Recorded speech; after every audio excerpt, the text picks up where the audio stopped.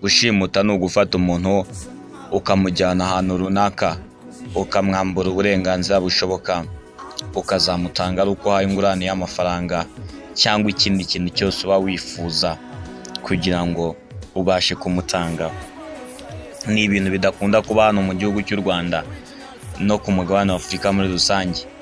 Ni ibintu tumenyereye mu mafilime dusanzwe tubona hirya no hino.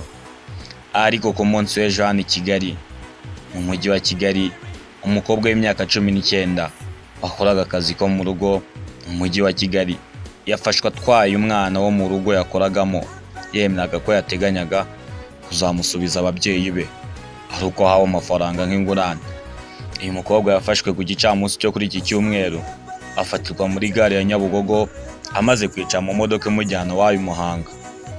Kugeza ubu byateje urujijo mu muryango uyu mwana yari yibwemo, kuko uyu mukozi yari ahamaze ibyumweru bibiri gusa byonyine, ku buryo utavuga ko ari amafaranga bari bamubereyemo wenda yashakaga kwishyuza.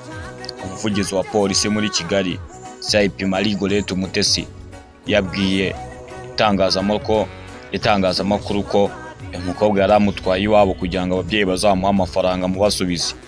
Ntayo yari yavuga, ariko aravuga ngo numvaga nzaka amafaranga nta bindi.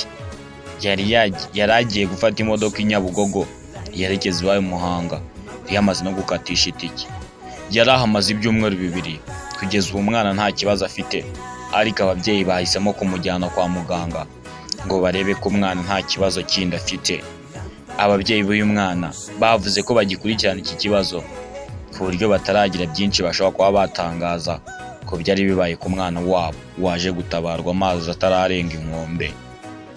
Bikunda kubaho ko abantu benshi bakenera abakozi, cyane kubera imirimo ya buri munsi abantu birirwamo ituma badashobora kwita ku bana babo buri gihe nk'uko bigomba, bigatuma bashaka abafasha aribo bakozi bo mu rugo babarerera abana, bakabatekera ndetse bakanabarindira ingo.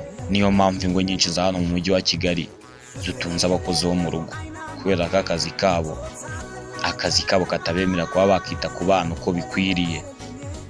Mukomeze gukore subscribe, munakora na share kugira ngo izi nkuru zacu zikomeze zigende zibageraho muri rusange.